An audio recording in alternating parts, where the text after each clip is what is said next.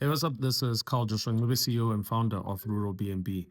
Just in case you missed it, I wanted to do a video recording of some 10 opportunities that I feel are available from a rural tourism perspective. The first one, let's just jump into it, is the Rural BNB model, which is to offer accommodation, authentic accommodation in a village. Now, people can choose their comfort levels, but what we highly recommend is that you keep the exterior as authentic as possible. Then on the interiors, you can make them hotel standard, which is to make sure that you've got a nice clean bed, a nice hot shower, and all of the amenities that you normally get in a hotel. Now, people want to experience life in the village, but they don't necessarily want to live exactly like right down to uh like say sleeping on the floor or sleeping on a grass mat, that kind of thing.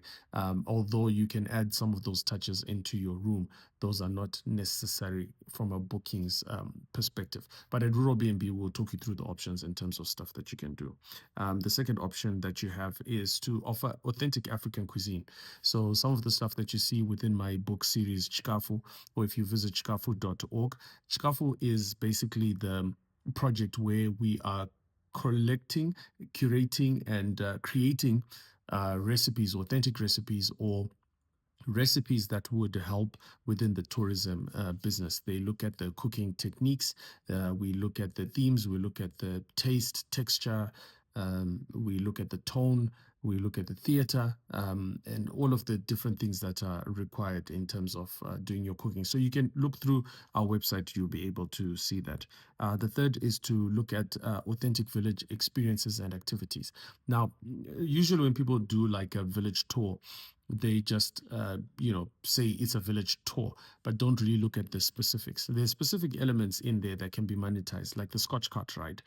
Examples are like taking a Scotch cart from one place to the next, adding drinks on there, particular sites, meeting the sabuku, going around to seeing the chiefs, going door to door in terms of village homesteads for people to be able to take pictures that can actually be charged as an activity. So you don't necessarily need to own a rural BNB or run a rural BNB, but under the rural BNB platform, we can help you to be able to do activities that can actually be monetized. So you can take groups out into the villages and be able to give them those types of experiences. Number four is village manufacturing and crafting for curio shops.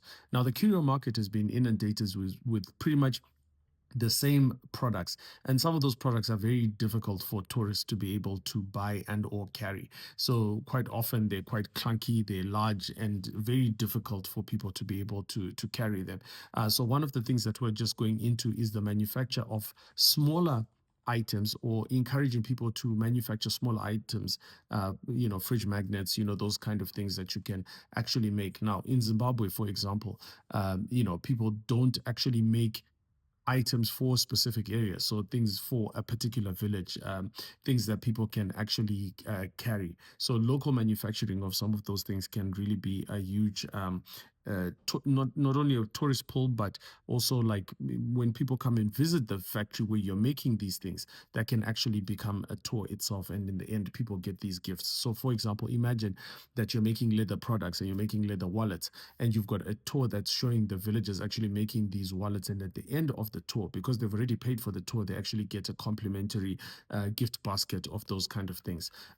Currently, for example, we're working with a company called Mambukazi who will make these amazing authentic African products in terms of cosmetics. So for example, they have a processing plant in a village, and so tours can be made for people to actually come understand the Mambukazi story, and then at the end get a gift pack of those particular products to go away with. Or it could be a village spa, as an example, which is my next point, number six. So the wellness industry, or the spa industry, is quite a huge one, and so the setting usually, I feel, adds 90% to the popularity of the product itself. So imagine that you are going for a spa treatment, like in a village, by a beautiful hut, and there's pictures that are being taken. You're going to be drinking the medicinal or herbal teas that are served within that particular area. So that is a huge area of business. And we're partnering with Mambo Kazi to be able to create the spa experience for people who are looking to running that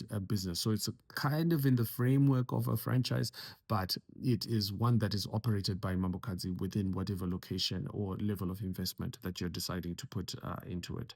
The next one is we look at village residencies, right? So your village can be a haven for scholars and people who are studying. Now, there's quite a number of people who are studying, working on their thesis or dissertations and so on, who are actually funded to be able to go and do that research in particular areas. So in the area of like astronomy, there are very few places now in the world where there's very little light pollution. And by light pollution, we're talking about, like, for example, like in the cities, there's so much light that astronomers are not able to gaze and see the night sky clearly. But in the village, there's quite a huge opportunity to be able to do that. So people can come and stay at your facility while they're actually doing their stargazing. So once you have quoted for how much it will cost for them to be able to observe the night sky between 30 days, 30, 60, 90 days, or even the entire year, there's quite a lot of revenues in that area. And Rural BNB, through our consultation, will be able to talk you through the legalities and the ways in which you can approach and go about this.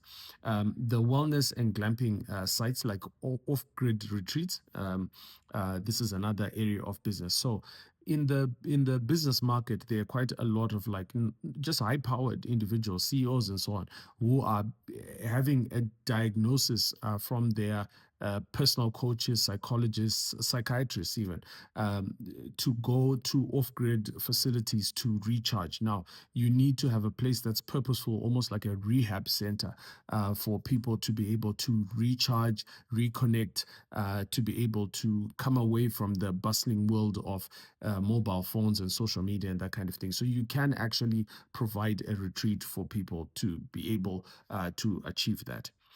Then there's the area of adventure sports. So there's a lot of different things that you can do in the village. You can set up an obstacle course. You can set up paintball. There's a lot of different things that you can do. Mountain biking, 4x4, that kind of thing that can be set up within your village and can earn you quite a bit of revenue.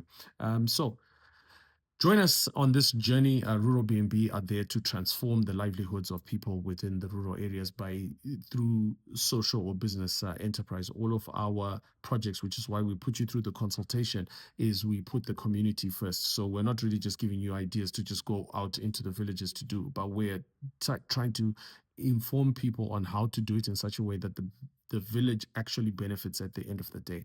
It's not every good idea that is good for the village. And so Rural BNB are just a think tank to allow you to be more purposeful in terms of how you're interacting with the communities and how to get the best out of what you are doing. Again, my name is Carl Joshua. I'm the CEO and founder of Rural BNB. We're going to be doing this a lot more. So please stay tuned to our various social media channels, and we'll see you next time.